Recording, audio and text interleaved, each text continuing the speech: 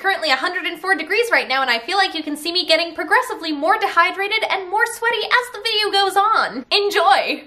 Cause I'm not. Today, we're discussing a very interesting piece of theater news. Netflix is officially returning to the Broadway ProShot arena. Interestingly, this announcement comes just after a month from when Hamilton premiered on Disney Plus to massive numbers. So it seems like Netflix is responding in a big way. They've just announced that Diana, a new musical, will premiere on the streaming platform. Now, this announcement is especially newsworthy because not only does it tie into the larger conversations surrounding streaming and Broadway, Diana will premiere on Netflix prior to premiering on Broadway. We've got a lot to discuss, so let's jump into it. If this is your first time seeing my face, hi! My name is Kat, and I really like musicals, so much so that I run a musical theater internet cult. Hit subscribe to join the cult! I'll bring you snacks from Trader Joe's. I'm also very sweaty, so I'm gonna take off this cardigan. I just kind of wanted to Taylor Swift it, and I can't. Question of the day, what are your thoughts on Diana heading to Netflix? Are you excited? Not at all? Somewhere in between? Let me know your thoughts in the comments down below. My thoughts on the matter? I've said this on my channel a bunch, so I will save you the speech, but basically any way that we can make musical theater accessible and profitable, count me in. I will say though, looking at the current lineup of the Broadway season, I was pretty surprised to see Diana getting the ProShot treatment. I've heard almost nothing about this show. I really like Gina Duvall, who takes on the title role. I am a big fan of Carrie the Musical, and she played Chris in the 2012 revival. The show is led by Christopher Ashley, who has directed some of my other favorite shows, including Come From Away. Again, we know very little about this show, but what we do know is that Netflix is known for having exceedingly detailed data on what their viewers watch and what they want. So if Netflix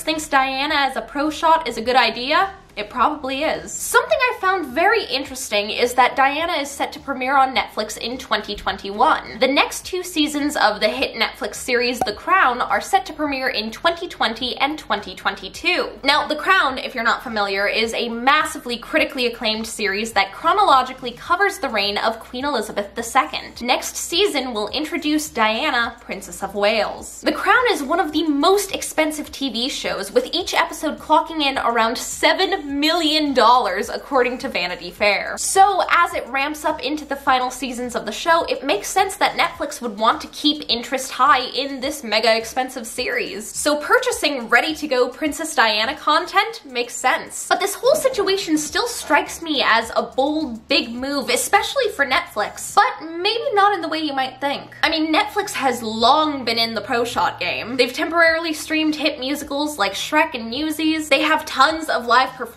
You know, they have a really robust library of stand-up and some concerts. They're even behind the ProShot of Oh Hello on Broadway, branding it as a Netflix original. Which, side note, if you haven't watched Oh Hello on Broadway, I would 10 out of 10 recommend. I love Nick Kroll and John Mulaney. It's beautiful. They did a companion podcast now while we've been in quarantine, and it's stellar. Each episode is inexplicably titled after a song from Oliver. It turns into a Princess Diana conspiracy podcast. It makes absolutely no sense, and it is very enjoyable. Anyway, so why do I think that this is such a big, bold move? Diana, a new musical, will premiere on Netflix right before it premieres on Broadway. Diana began previews on March 2nd, 2020 at the Longacre Theater on Broadway. They were scheduled to open just a few weeks later when the pandemic hit, forcing Broadway to shut down. Now, the current plan is to reopen the musical on May 25th, 2021, with the Netflix ProShot premiering just before that in early 2021. They'll create a cast recording and film the show without an audience next month. And now for the million-dollar question, how will this affect ticket sales? This is a concept that we discussed pretty recently in a video kind of breaking down the ProShot process and why it's so insanely difficult and expensive to make ProShots happen. If you haven't seen that video, I would highly recommend checking it out. I'll link it down below. It covers a lot of bases that are central to this whole conversation regarding streaming and ProShots, Disney Plus, Broadway, lots of stuff. So one of the big reasons producers are often reluctant to create a ProShot is due to ticket sales. The general thought process being that if people can see the show from their living room included with their Netflix subscription, why would they shell out big bucks to see it on Broadway or on tour? Of course, we, the theater fans, know that it's a completely different experience seeing a musical on a screen versus in person, so we wouldn't be deterred from buying tickets. But